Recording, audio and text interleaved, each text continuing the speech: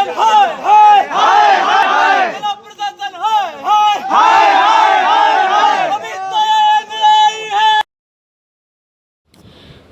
Gwalior collectorate पर आज दृष्टिबाधित छात्रों ने जमकर नारेबाजी की।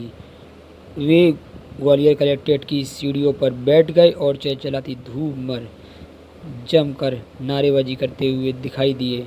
ऐसे में मानवता को तार तार कर देने वाली कुछ तस्वीरें भी सामने आई हैं। आपको बता दें कि ग्वालियर कलेक्ट्रेट पर माधव अंधा आश्रम के समस्त छात्र पहुंचे थे और ग्वालियर कलेक्टर साहब से मिलने की गुहार लगा रहे थे। उनकी विभिन्न मांगें हैं जिनको लेकर वे कलेक्टर साहब के समक्ष रखना चाहते थे, लेकिन अधिकारियों के आदेश के अनुसार कर्मचारियों ने मुख्य द्वार का ताला जड़ दिया, जिससे कि कोई भी छात्र अंदर प्रवेश नहीं कर सका। यह देख छात्र नाराज हो गए और लगातार सीढ़ियों पर तेज धूप में ही नारेबाजी करने लगे।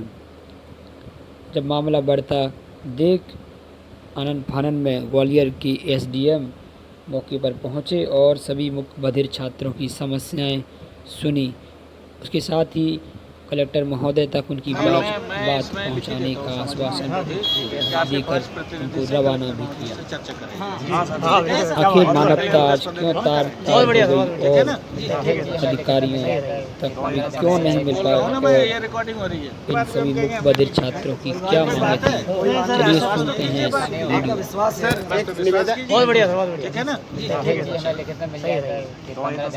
बोल रहा हूँ ना मैं, ये रिकॉर्डिंग हो रही है। बात भी हम कहेंगे हमने नहीं लिखा है, ये कोई बात है?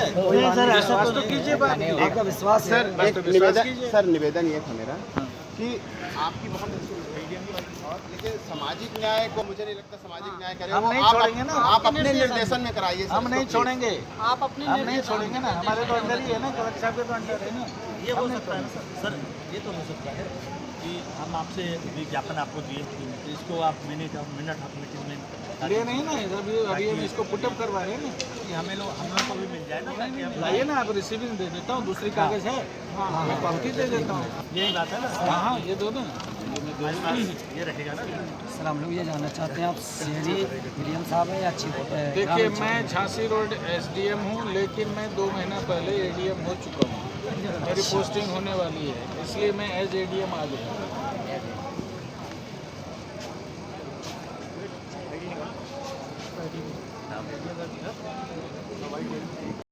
मेरा नाम सुरेश यादव।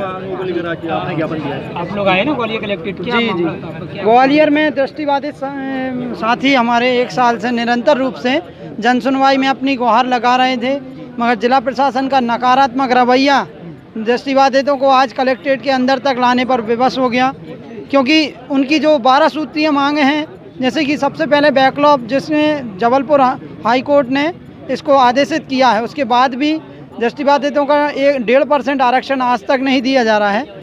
और दृष्टिबाधितों की छात्रों की कई समस्याएं इस प्रकार हैं कि जैसे कि एक आईटीआई में ना ही कोई टीचर होना, ना ही उनके समय पर ग्रांट देना, सामाजिक न्याय के द्वारा निरंतर रूप से उनकी अवहेलना करना, कई चीज़ों को इंस्ट्रूमेंट ना देना, और भी कई समस्याओं को लेकर आज छात्र आंदोलित थे, जो कि आज कलेक्टर साहब के यहाँ आए, मगर कलेक्टर साहब से मुलाकात नहीं।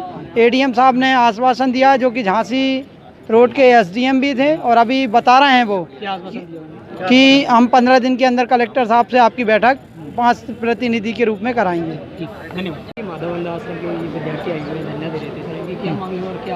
कुछ मांगे, कई सारी मांगे हैं। बस में रिजर्वेशन चाहिए, और भी कुछ सामाजिक न्याय से जुड़े और भी मुद्दे हैं कई। कलेक्टर साहब से मीटिंग भी करना चाहते हैं। मैंने उनको कहा कि मैं मीटिंग करा दूंगा और सारी समस्याओं का नियमानुसार जो भी संभव समाधान हो सकेगा करेंगे। ताला लगाया गया था तो ये विरोध जाहिर नहीं, ताला नहीं लगाया गया था, ताला नहीं लगाया गया। तब ये लोग यहाँ पर बैठ जाते तो आना जाना कैसे होता? अभी तो आप देख रहे हैं सबसे अच्छे से बात हो गई है ना। ठीक,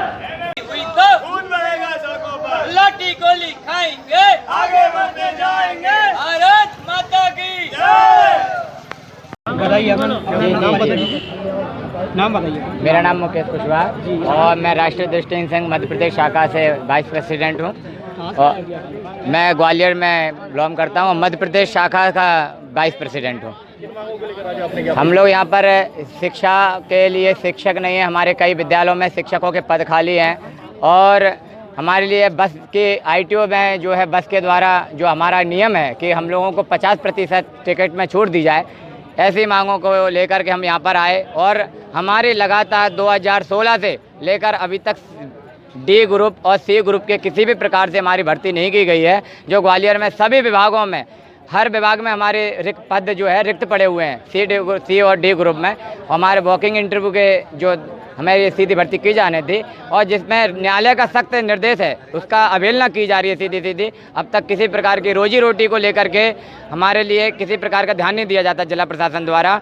और ये भी निश्चित है कि हमेशा आश्वासन दे दिया जाता है। हम 1 साल से लगातार अपने मांग पत्र को लेकर के जिला प्रशासन के सामने हर मंगलवार को आते थे। उनसे हमने मुलाकात का समय मांगा पर उन्होंने आज दिनांक तक उन्होंने हमें समय नहीं दिया और जब को हमको बेबस होकर के आज हमको यह कदम उठाना पड़ा और चिलचिलाती धूप में अलकापुरी से लेकर यहाँ तक पद यात्रा निकाल करके कलेक्टर के अंदर आना पड़ा। जब हमारे जिला प्रशासन को बेबस होकर के हमें ADM महोदय से बुलाया गया, जो कि हमको अभी तक तो टाला ही जा रहा था कि कोई भी है नहीं यहाँ पर, हम आपको नहीं मिलवा सकते हैं, आप यहाँ लौट जाएं, 2 दिन बाद मुलाकात करा देंगे, फिर 10 दिन बाद करा देंगे, ये बात कहकर के हमको टाला जा रहा था।